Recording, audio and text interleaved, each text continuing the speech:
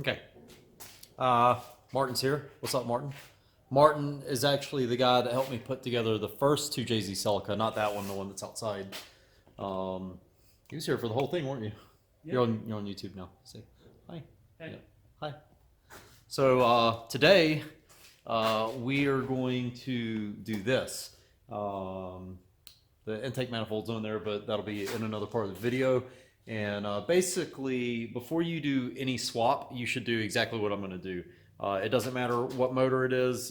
It doesn't matter. You need to tear it down, and you need to, well, not tear it down, but you need to go through and make sure that before you put this into whatever it's going to go in, that it will run correctly and not leak oil everywhere. Just buying a JDO motor is the biggest scam in the world. And putting any motor in anything without doing this is stupid if you just throw it in, even if you buy it out of a junkyard. So here's what you gotta do. All right, so the first few things wrong with this, granted this came out of a running car, we bought the car just for the motor. The engine mount is completely destroyed, so that'll be getting replaced. The tensioner, whoever had this car before, they marred up that pretty good. I'm gonna try to get something on there to loosen it. I thought maybe I could turn it by the fastening bolt. Sometimes you can, sometimes you can't. This was one of those sometimes you can't times. So I'm gonna try to get something on there and get that off. If not, we'll end up just cutting the belt. And as you can see, it's bleeding oil pretty good. I got to do timing cover gasket. I'm probably gonna do oil pan gasket. I do have ARP hardware for the new flywheel, and I have two brand new VVTi solenoids for lift, and I also have a new oil pressure sensor for the back that got busted whenever we were removing the motor. Right there, that guy. So we'll get all that replaced, and I'm probably gonna cover this thing in purple power. I also got to replace the fuel rail. I screwed it up going into the car. While it's on jack stands, I'm gonna hack up the stock manifold, the exhaust manifold, and make it curve back the way it's got to go. So, yep. But anyway, so you can kind of see, and I'll get later into this video more about the myth of JDO motors, because it's a lie.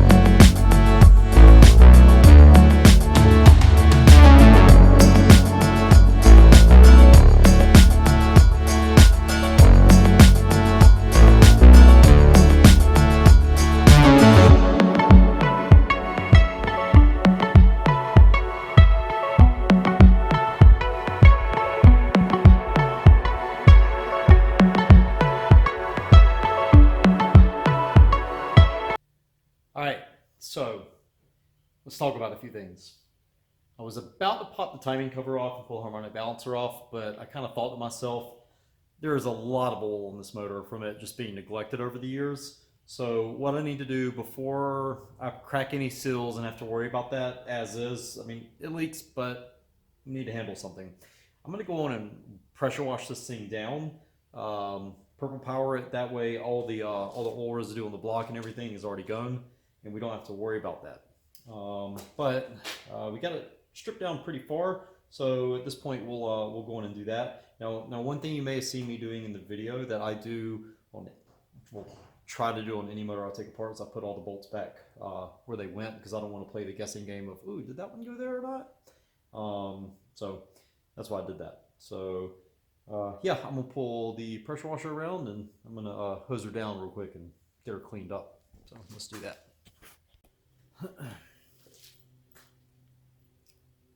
Okay, so now that that's pressure washed, sorry I didn't record that, kind of didn't think about that. Anyway, now that it's pressure washed, let's talk about something real serious. If you're looking for a JDM motor, it's the biggest scam on the planet. Unless your importer provides you with what's called an export certificate or pulls it out of the chassis it's in, and even then, there's some tricks. And take this from me because I import, so I'm going to tell you all of the tricks for selling JDM motors. Step one, go to Malaysia, China, Taiwan, anywhere. Hell, some importers that I know personally, and I'm not going to throw your names under the bus, but you know you're wrong, take things like the 2ZZ and they'll pull them out of just an American Celica, pressure wash them like I just did. All they did was pressure wash it, hit it with some purple power, and then bam, there's your 20,000 mile motor, or 50, 60,000 kilometer, which is the biggest scam on the planet.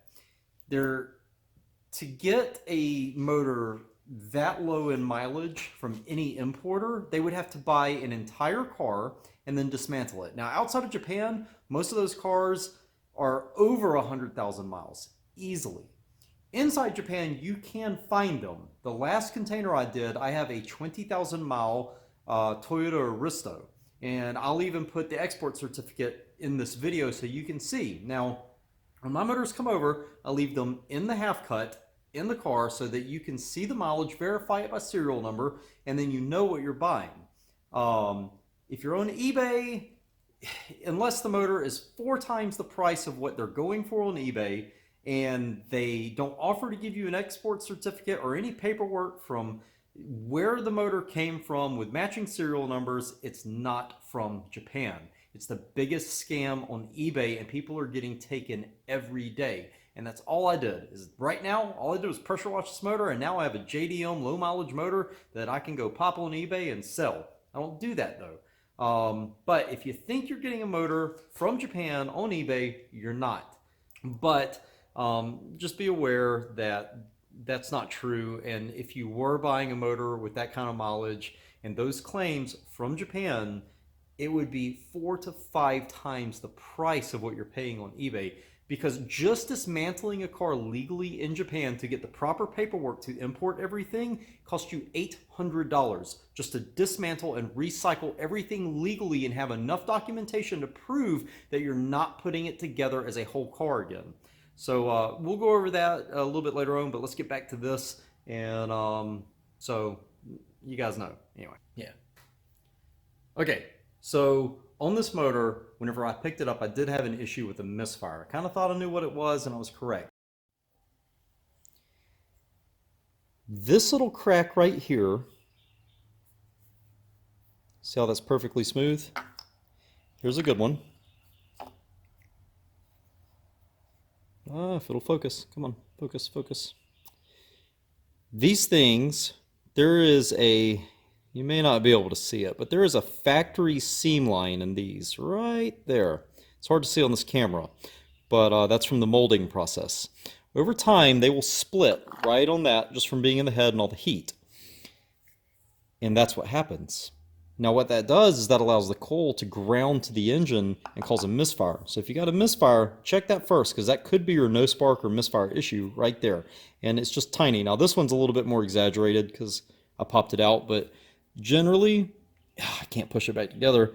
It can be minuscule to where it will look just like that, minus the bottom crack. It'll look like it's supposed to be there, but it's not. So if you have a crack in your coal, that can be one of your problems, and addressing that now is the best thing to do. So all we did was we took another set of coils and we basically laid them in the car and hooked a spark plug wire to it and ran the car on spark plug wires. You can do it, but later. I might actually end up doing that on the truck to give it a neat little look, but I'm not sold on it yet. Anyway, so this is a common issue on Toyota coils, and a lot of people will see it like, oh, that won't cause it, and it's something simple. All it is this.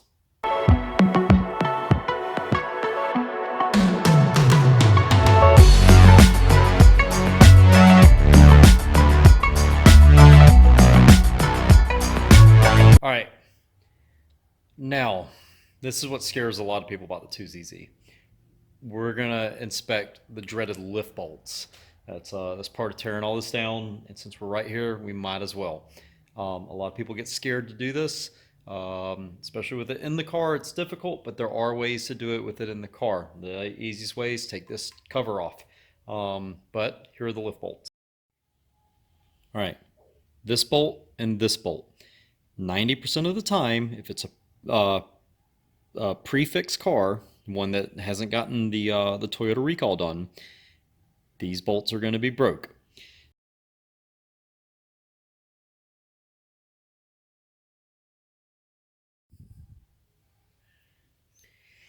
All right, so the normal one that breaks is in fact broken. That was what we didn't want to happen.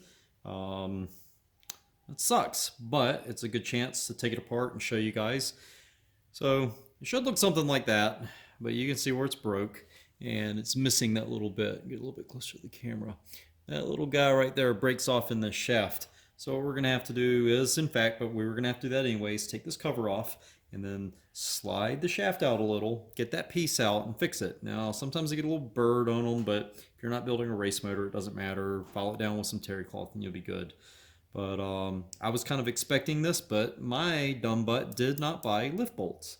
So I'll have to go down to Toyota this week and I will have to pick up a set and we will replace those.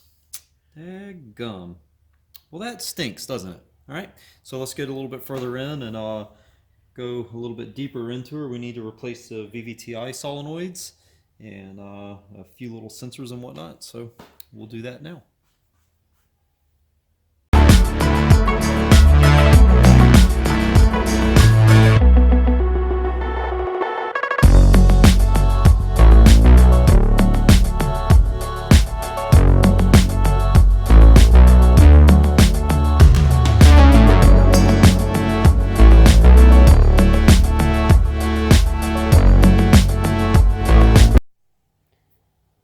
Okay, so one thing I did think about whenever I was putting on the oil sensor was this little screen right here. Now this motor is in pretty good shape and there wasn't a lot of crud built up in it at all, but I wanted to make sure that there was nothing in this screen or clogging it because that'll keep the VVTi system from engaging. Thankfully, it's good, so we should replace it and you should replace it if you were doing this, but like I said, this motor is exceptionally clean on the inside, so I'm not really going to worry about that guy. I've seen them a whole lot worse. So all right, we'll get the other VVTi solenoid in and everything, and we'll go from there.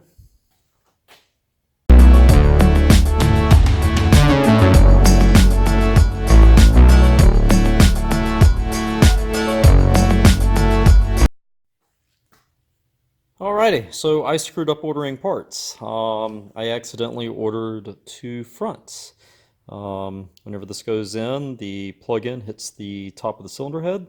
So, daggum. I'll sell this one, and I'll get a rear one coming. But dang, I cannot believe I did that. Oh well, doesn't matter. Can't get much further regardless anyway because I got to get those lift bolts. So that'll probably be covered in another video anyway.